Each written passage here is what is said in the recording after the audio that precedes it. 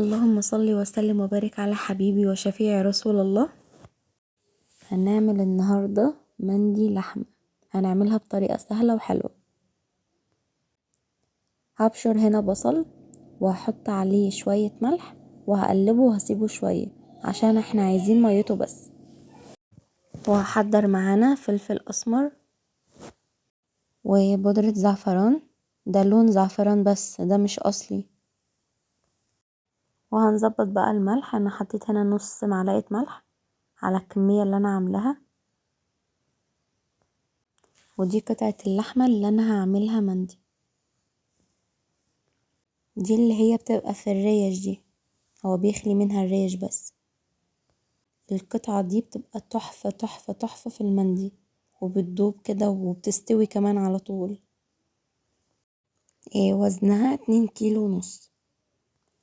هنجهز بقى الخلطة بتاعتنا اللي هنتبل بيها اللحمة. هناخد البصل اللي احنا حاطين عليه الملح هنعصره. الملح بيساعد ان احنا ناخد كمية اكتر من مية البصل، واحنا هنا محتاجين المية.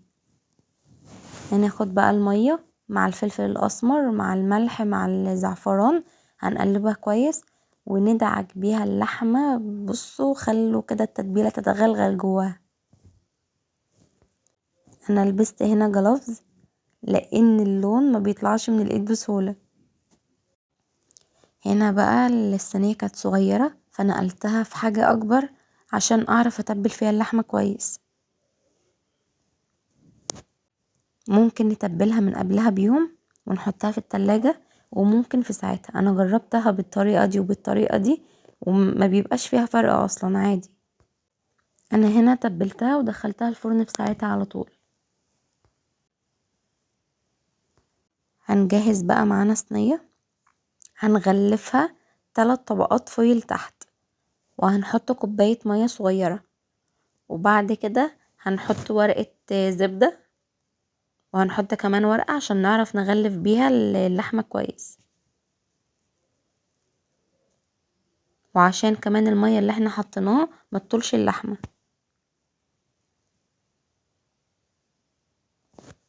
واللي هينجح معاكي اللحمة دي ان انتي تغلفيها كويس. هننزلها هنا بقى في الصينية، في شوية مية بصل كده نازلين منها هنحطها عليها برضه، هنحطها فوق. مفيش خلاص، وهنقفل بقى عليها كويس. بعد ما نغلفها بالورق الزبدة هنغلفها بورق فويل تاني 3 طبقات تاني برضو. وبعد كده بقى بندخلها الفرن، بيكون الفرن سخن قبلها ب10 دقايق كده، بنولعه قبلها ب10 دقايق. وبعد كده هندخلها 3 ساعات. اول نص ساعة بتبقى على نار عالية، على مثلا 200 وشوية، وبعد كده بننزلها 180 160. اهم حاجة انها تقعد معانا 3 ساعات وبتكون استوت وبتدوب.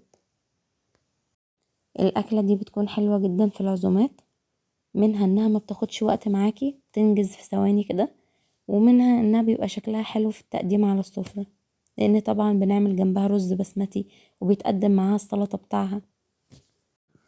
يا رب يجعل بيوتكم عمرانة وتكونوا اهل الخير والكرم، ويرزقكم ويعطيكم يا رب ولا يحرمكم، ويعين ويقوي كل ام واب على اولادهم يا رب. هنا بقى الصينية كانت خلاص اتغلفت وهندخلها على الفرن على طول. وهنا بقى جهزت طاسة حطيت فيها شوية زيت على شوية سمنة، وهحط فيها توم، وهعمل فيها كبد وقوانص هقدمها مع الصينية اللي هتقدم فيها المندي. انا كنت جايبة 3 فرخات فشلت الكبد والقوانص بتاعهم وقلت استخدمهم. انا بغسل الكبد والقوانص كويس جدا بالدقيق وبالخل وبالليمون، وبعد كده بديها شطفة، وبعد كده بقوم راح اعصر عليها ليمون واستخدمها بالليمون اللي معصور عليه. طبعا محدش فينا بيحب ريحة الزفارة في الاكل. دلوقتي انا نزلت بالكبد والقوانص شوحتها كويس، وبعد كده نزلت بالكبدة وهي كانت جهزت خلاص، هي مبتاخدش معانا وقت. وحطيت عليها كزبرة وفلفل اسمر وملح، ما حطيتش عليها اكتر من كده. دلوقتي بقى هنجهز الملوخية. الشوربة بتاعتنا بتغلي، وهنا كنت بجهز الطشة بتاع الملوخية. شايفين بقى الملوخية خضرة ازاي؟ علشان اللي قالوا الملوخية بتاعتك سودة، والله يا جماعة كانت اضاءة، بس هي الملوخية خضرة، وبعد ما بتتعمل كمان بتكون خضرة، يعني ما بتسودش ولا حاجة. الطشة بتاع الملوخية هنا بقى كنت حاطة معلقتين سمنة فلاحي كبار، وعليهم معلقتين توم مفروم، وبعد كده حطيت الكزبرة وبس. اول ما الملوخية بقى تبدأ تعلى كده بنقوم رايحين نازلين بالطشة على طول.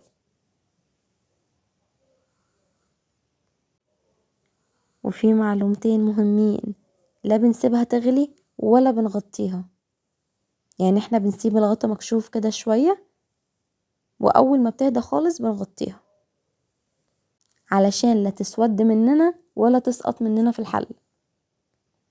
وحطيت عليها شوية ملح وشوية فلفل اسمر، وكده جاهزة معانا. هنا اشتغلت في الرز البسمتي على طول. نزلنا بالبصل المبشور مع معلقة زيت ومعلقة سمنة وقلبناهم بس تقليبة بسيطة، وبعد كده نزلنا بالحبهان والقرفة العيدان، ورق لورا وقرنفل، وقلبناهم كويس، والليمون كمان. وهننزل بالرز نديلها تشويحة كده مع البصل مع البهارات مع السمنة، وبعد كده بقى ننزل بالمية. كوباية الرز البسمتي عليها كوبايتين مية، ولو هننقع الرز يبقى هنحطه كوباية واحدة، اللي هو هنتعامل زيه زي الرز العادي. هنا بقى هنعمل سلطة المندي، طماطم وفلفل وتوم وكزبرة خضرة، وهنحط خل وليمون وشوية ملح صغيرين، وهتكون كده جاهزة معايا، ما بحطش اي توابل تانية. اول بقى ما الرز يتشرب معانا، الرز البسمتي، هنجهز نص معلقة زعفران هندوبها بمعلقتين مية كده، وهننزل على وش الرز كده من فوق. وبعد كده هنجيب الزبيب، انا بحبه بالزبيب جدا.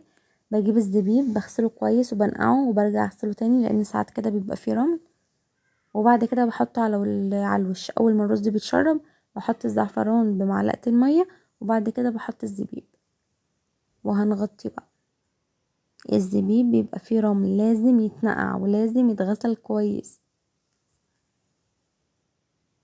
واي مكسرات بقى انت عايزة تزوديها بعد التقديم، لان المكسرات بتطرى.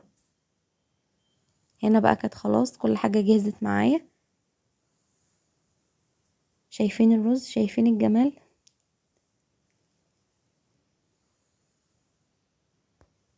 وهنا اللحمة بقى هنقدمها مع الرز. خلي بالكوا هنا الإضاءة كانت ظالمة اللحمة جدا، هوريلكوا لونها الحقيقي في آخر الفيديو. وهنا قدمت بقى الكبد والقوانص، ده بقى لونها بجد، لأن الإضاءة جوه مكانتش حلوة، إنما هي طالع لونها خطير. وبألف هنا على قلبكوا، ولايك للفيديو واشتراك للقناة.